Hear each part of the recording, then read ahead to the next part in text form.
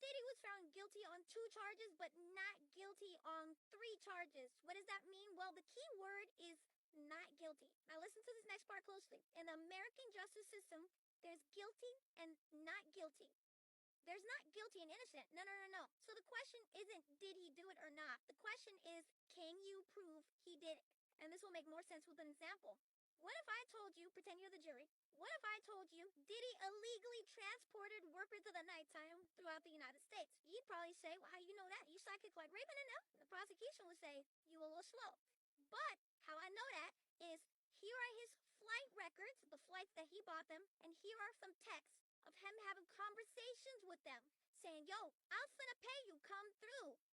You think he did it or not? The answer is probably yes. Well, that's what a jury thought as well. He was guilty for that charge. But here's where things start to get wicked. There's a second question. Well, do you have any reasonable doubt that he did it? And now you might pause and go, oh. But again, the jury said guilty, so that means they didn't really have any doubts. Yes, he transported workers of the nighttime. He did that. Okay, that count might have been a little easy. So what about this other count?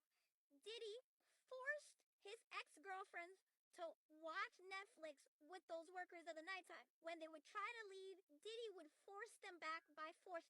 We have a video showing him doing that. Now, Diddy's lawyer, again, does not have to prove anything. He just has to sprinkle in some doubt.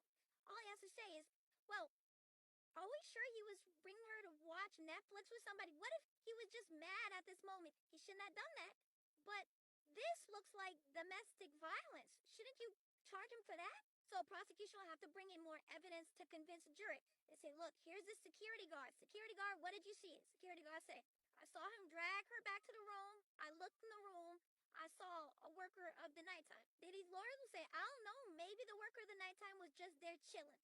And they'll go back and forth like that with all the pieces of evidence. Now, in this charge, the jury had doubts because they said not guilty. They didn't say he didn't do it. They said you didn't convince me that he did it. Now, again, this example is very, very basic. There's much more evidence. There's much more of the story painted for a juror. But the main point of this example is to kind of show how the court works. That doubt part, that hesitation is huge because the word reasonable doubt can mean anything to anyone. A lot of times the defense just has to sprinkle in a little bit of doubt. They didn't even bring Kid Cudi's case to trial. They knew they wasn't going to win that. Kid Cudi said, Diddy blew up my car. Diddy called me mad. I walk outside. I see my car on fire. I see Diddy outside my gate staring at me. A defense would just have to say, what did you get on video? Stop talking. Maybe he was just taking a walk.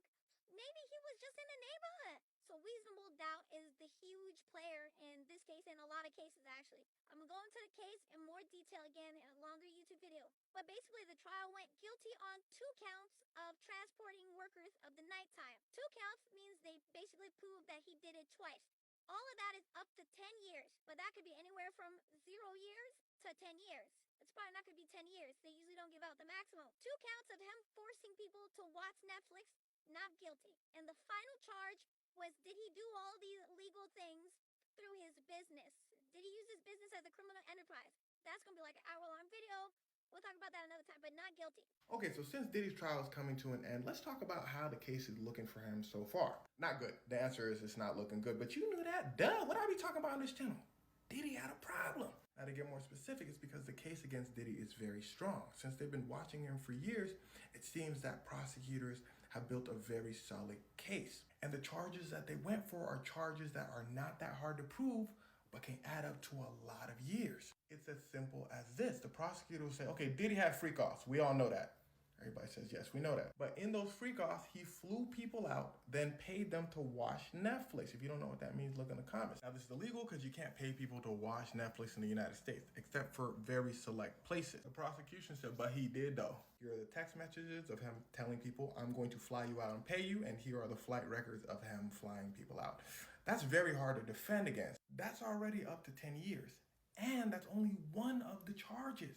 You see where his problems are starting to stack up? It's looking like he most likely will see some time because He can't dodge all of those charges, especially when every single one of those charges has so much evidence. Now, Diddy's lawyers understand this, so they're putting all of their focus towards the big charge. Diddy used his business to do illegal things. One of those illegal things being he forced people to watch Netflix. Now, that's already like 30 years to life. So Diddy's lawyers are saying, hell no, you gotta prove that, prosecution. The prosecution brings out a few of Diddy's exes. They all said, yup, Diddy absolutely forced us to watch Netflix. One of those exes being Cassie.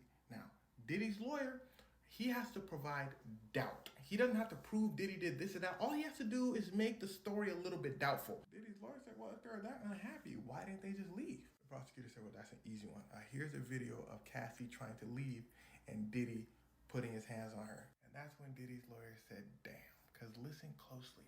A part of this trial is he said, she said. Diddy's victim saying Diddy did this. Diddy's lawyer saying, nah, it's just a misunderstanding. Who's the jury gonna believe? Well, when you see a video like this, it's hard to give Diddy the benefit of the doubt. You see what he's capable of.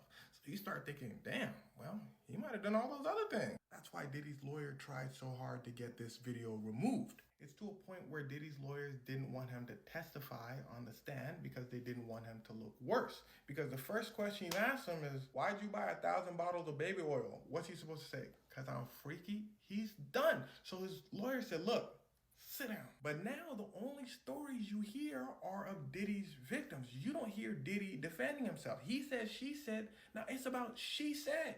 He ain't saying nothing. And all of this is just a small portion of the prosecution's case against Diddy. And I'm gonna go into greater detail about the case in a longer YouTube video, but the whole gist of this video is just for you to get the vibe of the case, why it's not looking good. The prosecution had years to stack this up, so there's only so much Diddy's lawyers could say. But at the end of the day, a jury is gonna decide his fate. Now remember, there's still all those smaller charges, 10 years, 15 years, life. It could be anything.